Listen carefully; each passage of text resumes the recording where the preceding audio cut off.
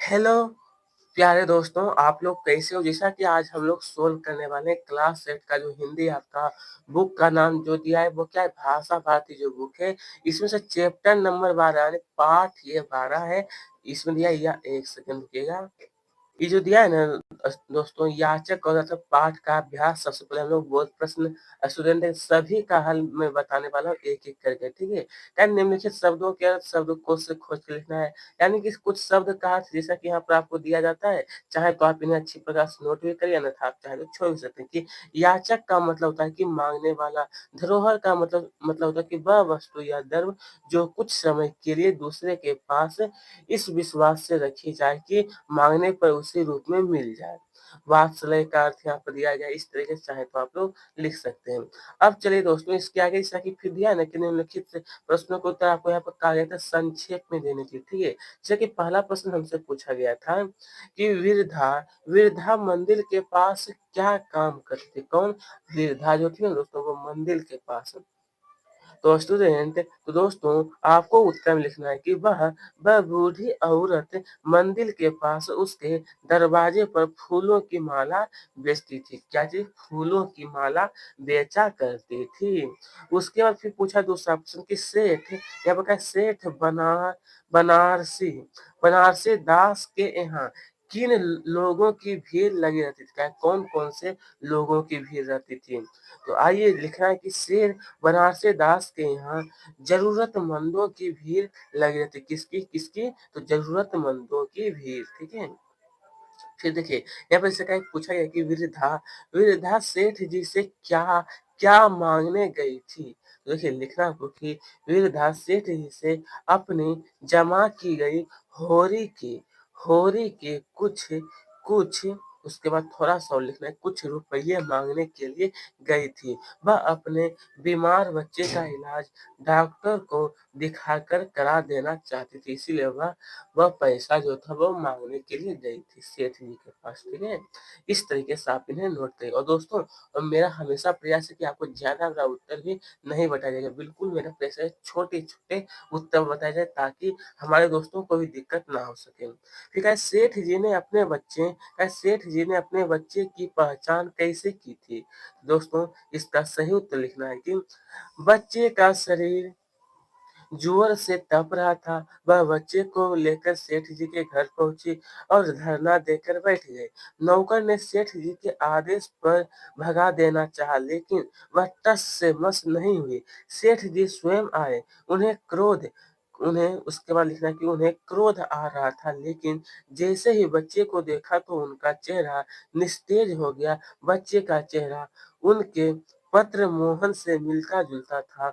मोहन खो गया था, ठीक है? उसके बाद फिर थोड़ा-सा और लिखना है कि मोहन यहाँ पता है ना कि मोहन खो गया था। 7 वर्ष पहले खोए हुए मोहन की जांघ पर लाल चिन्ह को देखकर सेठ जी ने अपने पुत्र मोहन को पहचान लिया। इतना दोस्तों आप लोग अच्छी प्रकार से लिख लीजिएगा और इतना नोट करने के बाद बस इतना ही इसका उत्तर हो जाएगा, ठीक है? इस तरीके से आप इनका उत्तर कर सकते हैं। अब आइए इसके आगे फिर जैसे हमसे पूछा गया है कि बच्चा फिर से बीमार क्यों पड़ गया था? जब इलाज हो गया था उसके बाद भी तो ममतामयी वृद्धा माँ के बिना वह बच्चा फिर से बीमार हो गया था। कि जब क्या होता है दोस्तों कि जो बच्चा जो था वो वृद्धा माँ के पास थी। तो वो जो सेठ जी पहचानने के बाद वो अपने बच्चे को ले लिए थे। तो फिर से वह बच्चा क्या हुआ था, इलाज होने के बाद ही वह बीमार हो गया था। क्यों? क्योंकि वह वृद्धा माँ की ममता उन्हें नहीं मिल पा रही थी इसीलिए, ठीक है? चलिए, अब यहाँ पे देखने वाले हम लोग दोस्तों कि उपयुक्त शब्दों का चयन कर रिक्त स्थानों की पूर्ति कीजिए। यानी कहा गया है इसमें हमसे इसमें दोस्तों हमसे पूछा गया है ना, देखिए आप लोग, ये हमारा कुछ यहाँ पर शब्द दिया है जिसकी सहायता से आप इन्हें रिक्त स्थानों की पूर्ति कर सकते हैं। क्या है? वृद्धा टाटा पर लेटे हुए आंसू बहा रहे थे। तो यहाँ पर जो आपको भरना है ना, वो मैं बता देता हूँ। नंबर 1 में आपको भरना है नि निस्तंभ निस्तंभ भर लेना है 1 में और देखिए 2 नंबर जो आपको दिखाई दे रहा है, मैं आपको आंसर बता देता हूँ। 2 नंबर जो आपको रिक्त स्थान है ना, 2 नंबर जो आपको रिक्त स्थान दिखाई दे रहा है, वहाँ पर हो जाएगा ममत्व। यहाँ पर मकरंद भरना है 3 में और 4 में क्या भरना है? हतव और 5 में लिखना है आपको जीजी विशाल। सॉरी, घ के बाद 6 नंबर जैसे यहाँ पे दिया है ना, 6 नंबर देखिए आप लोग, सॉरी घ के बाद यहाँ अंगो दिया है, तो अंगों में ही आपको यहाँ पर भर लेना है जी। ये दोस्तों यहाँ पर जो हमारा दिया गया जैसा कि यहाँ पे ये अंगो नंबर है, ठीक है? ये कौन सा है? क, ख, ग, घ, अंगो। तो अंगों में आपको लिख लेना है जी विषय। इस तरीके से आप इन्हें फिल इन द ब्लैंक जो है पूरा कर लीजिएगा, ठीक है? अब चलिए इसके आगे जैसा कि कहा आपसे मैं बताने वाला हूँ। यहाँ पे जो आपको दिखाई देगा ना कि सही जोड़ा बनाइए। आप लोग यहाँ पे देखते हैं ये अ दिया है, ये आ दिया है। तो आपको मिलान करने के लिए कहा कि फूल का हो जाएगा फुलवारी होगा कि नहीं? माँ का होगा ममता, ममता। उसके बाद देखिए मंदिर का हो जाएगा पूजा, मानव का हो जाएगा मानवता और यहाँ पे देखिए आपको याचक का हो जाएगा दाता। इस तरीके से आप इन्हें पूरा कर लीजिएगा, ठीक है दोस्तों? उसके बाद देखिए फुलवारी तो इसका हो ही गया था ना। ये देखिए यहाँ पे फुलवारी इसका है, ठीक है? आपको दिक्कत नहीं होना चाहिए कहीं पर। अच्छी तरीके से पूरा कर लीजिएगा। अब चलिए प्रिय स्टूडेंट, अब हम लोग देखने वाले हैं प्रश्न 5वीं। इसमें से कहा गया था आपको विस्तार से जो उत्तर कहा गया था देने के लिए, वही अब हम लोग सोल्व करने वाले हैं। यहाँ पर पूछा गया था कि वृद्धा को उसकी उसकी मंजिल किस तरह मिल गई थी? आखिरकार उसकी जो मंजिल जो थी किस प्रकार से? तो आइए उत्तर में आपको लिखना है। देखिए दोस्तों थोड़ा-सा क्या है कि इसमें विस्तार से लिखने के लिए मेरा प्रयास रहेगा कि आपको इतना भी ज़्यादा विस्तार में नहीं बताया जाए ताकि आपको दिक्कत भी हो सके, ठीक है? कोई बच्चा अपने माता-पिता से भटक गया। उसने देखा कि वह बच्चा असहाय था और रो रहा था। उस वृद्धा ने उस बच्चे को अपनी गोद में बिठाया और उस रोते बच्चे को शांत करने की कोशिश करने लगी। बच्चे को माँ की ममता मिल गई। वह उस बच्चे को अच्छे से अच्छा खिलाती-पिलाती, पहनाती थी। वह उसे हर तरह खुश रखना चाहती। इससे उसे लगा रहा था कि मानो उसे उसकी मंजिल मिल गई। कौन? ये वृद्धा माँ जो थी। इस तरीके से इतना आपको जो दिख रहा है ना, यही इसका उत्तर है, ठीक है? बस इतना आप लोग अच्छी प्रकार से नोट कर लीजिएगा दोस्तों। अब चलिए फिर पूछा गया है ख नंबर आपको यहाँ पे जो दिखाई दे रहा है ना, देखिए कि मोहन कौन था? क्या मोहन का कौन था? वह वृद्धा के पास कैसे गया? वृद्धा के पास तो आइए मैं आपको बताता हूँ। देखिए यहाँ पे आप सबको लिखना है ना कि मोहन मोहन यहाँ पे बताया गया है कि मोहन किसी नगर के सेठ बनारसी दास का बेटा था। वह छोटी उम्र में ही अपने घर से बिछुड़ गया। उसे वृद्धा ने अपने पास रख लिया था। इस तरीके से आपको इतना लिख लेना है। फिर कहा है मोहन मोहन ज्वर ज्वर से कैसे मुक्त हुआ? ज्वर से तो देखिए यहाँ पर आपको लिखना है कि दवा के प्रभाव से कुछ होश आने पर बच्चे ने माँ को पुकारा। बच्चे की हालत फिर से खराब हो गई। सेठ जी वृद्धा के घर पहुंचे, वृद्धा को अनुनय विनय से लाए। माँ के ममता भरे हाथ का स्पर्श स्पर्श पाकर बालक सचेत हुआ और उस बालक को ज्वर से मुक्ति मिली। ज्वर से कैसे मिलती? तो माँ की ममता से उन्हें ज्वर से मुक्ति मिला था, ठीक है? अब चलिए आगे देखेंगे। घ नंबर जैसा कि फिर पूछा है कि सेठ सेठ याचक था और वह दाता। इस वाक्य का अर्थ, ये जो वाक्य दिया ना इसका अर्थ क्या होता है? तो आइए मैं बता देता हूँ कि वृद्धा ने सेठ जी के घर जाकर मोहन के माथे पर हाथ फेरा। मोहन ने हाथ को पहचान लिया। उसने अपनी आंखें तुरंत खोल दी, कहने लगा, माँ तुम आ गई। वृद्धा कहने लगी, हाँ बेटा तुम्हें छोड़कर कहाँ जा सकती हूँ। उसने मोहन का सिर गोद में रखा। उसके बाद फिर आगे दोस्तों आपको लिखना है। यहाँ तक तो मैं आपको बता ही दिया था। यहाँ तक गोद में रखा, फिर थपथपाया। मोहन की नींद आ गई। कुछ दिन बाद मोहन स्वस्थ हो गया। जो काम दवाई दवाई यानी डॉक्टर और हकीम नहीं कर सके, वह काम वृद्धा माँ की ममता ने कर दिखाया। अब वह वृद्धा माँ वापस लौटने लगी तो सेठ जी ने उससे कहा कि मोहन के ही पास रुके रुके जाए, लेकिन वे नहीं मानी। सेठ जी हांडी के रूप में ना देने के लिए क्षमा मांगने लगे और वह हांडे लौटाने लगे तो वृद्धा ने कहा कि यह तो मैंने मोहन के लिए जमा किए थे, उस उसी को दे देना। इतना आपको लिखना है दोस्तों। ये जो है ना थोड़ा-सा काफ़ी मतलब लंबा हो गया इसका उत्तर। इतना लिखने के बाद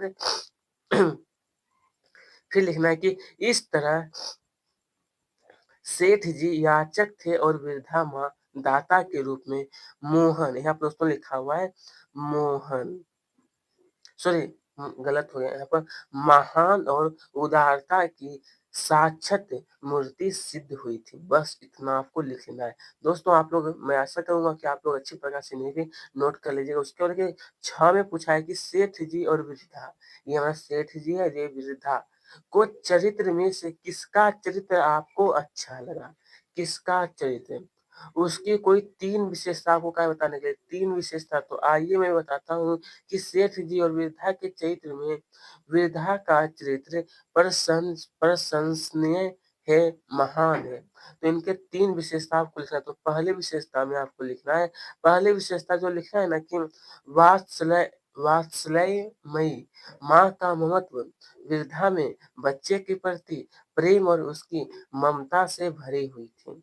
उसके बाद दूसरा पॉइंट लिखना है कि सेवा परायणता वृद्धा बच्चे की हर तरह से परवरिश करती है। विपरीत परिस्थिति में भी अपने अपने ध्येय में लीन होकर उत्तरदायित्व को निभाती है। ये दूसरा पॉइंट है। उसके बाद देखिए उसमें तीसरा पॉइंट जो आपको लिखना है ना, त्याग और भेदभाव से रहित वृद्धा त्याग की साक्षात मूर्ति है। इकट्ठे किए गए होंडी के धन को सेठ को ही सौंप कर धन्य होती है। सेठ जी के बच्चे का पालन पोषण अपने तेरे को भावना से ऊपर उठकर करती है।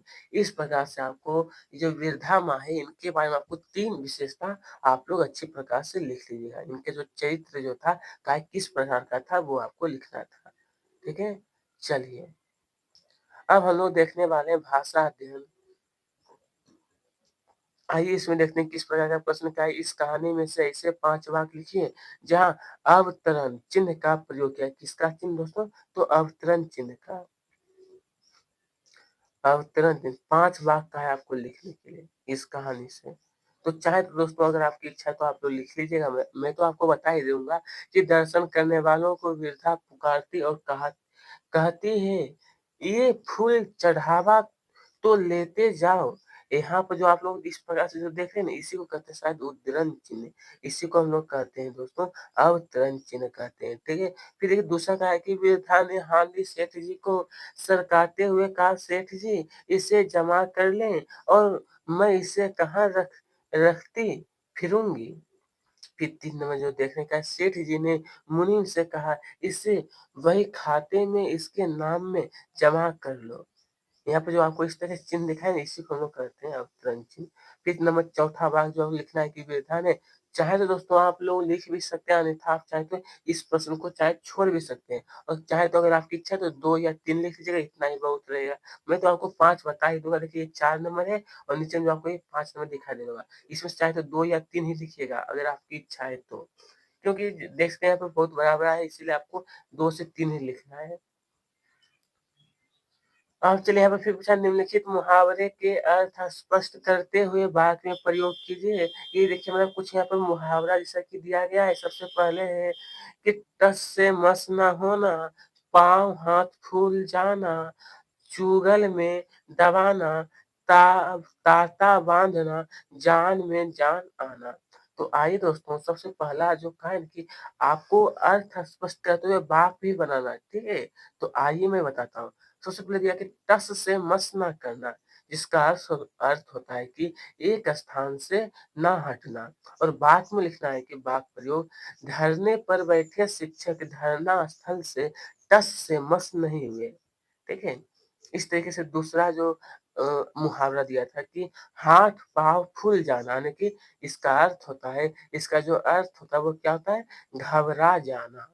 वाक्य में लिखना है वाक्य प्रयोग कि पिताजी के मूर्छित हो जाने पर हमारे हाथ-पाँव फूल गए, हमारे हाथ-पाँव फूल गए। नंबर 3 देखिएगा चुगल में दबाना, चुगल में दबाना। इसका अर्थ था कि बस में यानी कि कब्जे में कर लेना। वाक्य प्रयोग हो जाएगा कि शत्रु सैनिकों को चुगल में दबाने के लिए पूरा-पूरा जोर लगाना पड़ा था। कैसा? तो पूरा-पूरा। नंबर 4 फिर दिया कि ताता बाँधना, इसका अर्थ होता है कि लगातार बढ़ते जाना। वाक्य प्रयोग शत्रुओं पर आक्रमण करने के लिए। इस प्रकार से आप इन्हें भी पूरा करिएगा।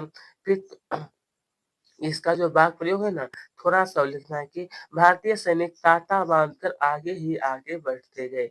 और लास्ट में जो मुहावरा दिया था कि जान में जान आना, जिसका अर्थ होता है चैन चैन पड़ना। इसका वाक्य प्रयोग कि ऑपरेशन के बाद मरीज जैसे ही होश में आया तो उसके घरवालों की जान में जान आई। इस तरीके से आप इन्हें पूरा के पूरा नोट कर लीजिएगा। फिर हमसे पूछा गया है कि याचक और दाता जो शब्द है, क्या शब्दों के क्रिया रूप लिखकर संज्ञा और क्रिया रूपों में वाक्य बनाइए। याचक और दाता शब्दों के क्रिया रूप।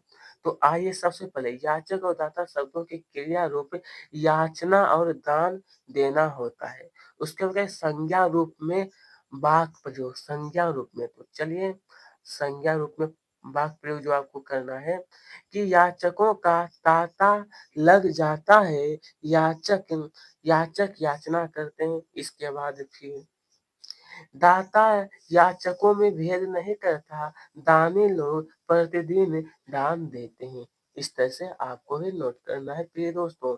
फिर हमसे पूछा गया था कि दुखिया, दुखिया जो शब्द है ना, क्या दुखिया शब्द के दुख शब्द में या प्रत्यय लगा है, तो दुख प्लस या से बन गया दुखिया।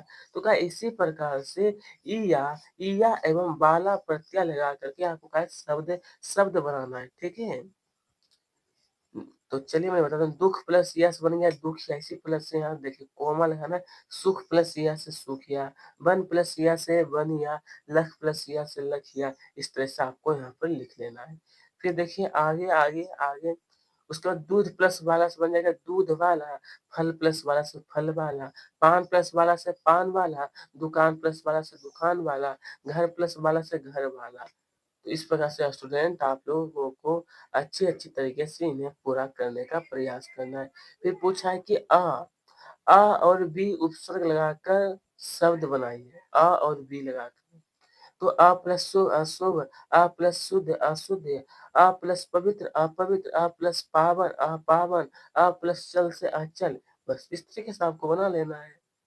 उसके बाद बी से जो कहा गया था बी प्लस कार से विकार, बी प्लस नाश से विनाश, बी प्लस लीन से विलीन, बी प्लस लाभ से विलाप, बी प्लस लेप से विलेप। ठीक है, इसी को हम लोग कहते हैं, क्या कहते हैं, तो उपसर्ग। यानी शब्द के जो आगे हमारा अक्षर जो हम लोग जोड़ते हैं ना, शब्द के आगे कोई अगर नया शब्द जुड़ता है उसको हम लोग कहते हैं उपसर्ग। ठीक है। फिर प्रश्न 6 में क्या है, निम्नलिखित गद्यांशों को पढ़कर नीचे लिखिए प्रश्नों के उत्तर लिखिए। यानी इसमें से देखिए आपको एक गद्यांश यहाँ पे दिखाई देता हुआ, जिससे आप लोग खुद पढ़ने का प्रयास करें क्योंकि बहुत टाइम लग जाएगा, इसलिए मैं नहीं पढ़ूँगा। देखिए यहाँ पे जो प्रश्न पूछा है कि इस गद्यांश का उपयुक्त शीर्षक दीजिए, यानी इस गद्यांश का शीर्षक क्या हो सकता है? तो देखिए का जो उत्तर लिखना है कि उपयुक्त शीर्षक हंस और सिद्धार्थ, हंस और सिद्धार्थ आपको लिखना है। फिर दूसरा प्रश्न पूछा गया था कि घायल हंस को किसने उठा लिया था, किसने? दोस्तों आइए इसके बारे में लिखना है कि घायल हंस को सिद्धार्थ ने उठा लिया। कौन? तो सिद्धार्थ ने। फिर देखिए नीचे में जो प्रश्न पूछा है कि ये देखो ये हर्षई दिया, ये हर्षी का यहाँ पे लिखा हुआ, ठीक है। ये हर्षिकार है। कहे देवदत्त हंस को क्यों क्यों मांग रहा था, क्यों? तो दोस्तों आइए इसका जो उत्तर लिखना है ई का कि देवदत्त हंस को इसलिए मांग रहा था क्योंकि उसने हंस को तीर से घायल कर दिया था। उसका कहना था कि घायल किए जाने से हंस पर उसका अधिकार है। ठीक है, ये ई का उत्तर हो गया। उसके बाद दीर्घिक नंबर जो दिया गया है, ताकि राजा ने क्या कहते हुए हंस हंस सिद्धार्थ को सौंप दिया। राजा ने क्या कहते हुए, तो देखिए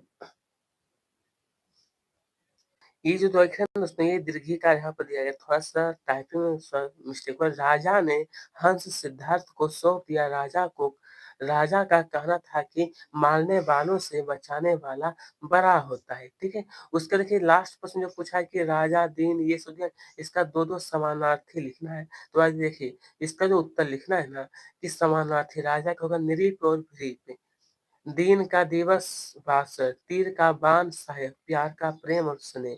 समानार्थी का मतलब होता है कि दोस्तों को इसको और समानार्थी का मतलब होता है कि पर्यायवाची। इसको हम किस नाम से पुकारे, जैसे कि प्यार को हम लोग प्रेम भी कहते हैं, तीर को बाण भी कहते हैं ना, वही यहाँ पे लिखना था। तो दोस्तों इसी के साथ आज का जो हमारा पाठ है, पाठ नंबर 12 हमारा संपूर्ण हल मैंने आपको करवा दिया हूँ। तो ठीक है, इसी प्रकार से मैं आपको कराता हूँ क्लास 8 और 7 का। अगर हमारी वीडियो आपको अच्छी लगती है तो आप हमारे चैनल से जुड़े रहिएगा और साथ में वीडियो को भी लाइक कर लीजिएगा। धन्यवाद।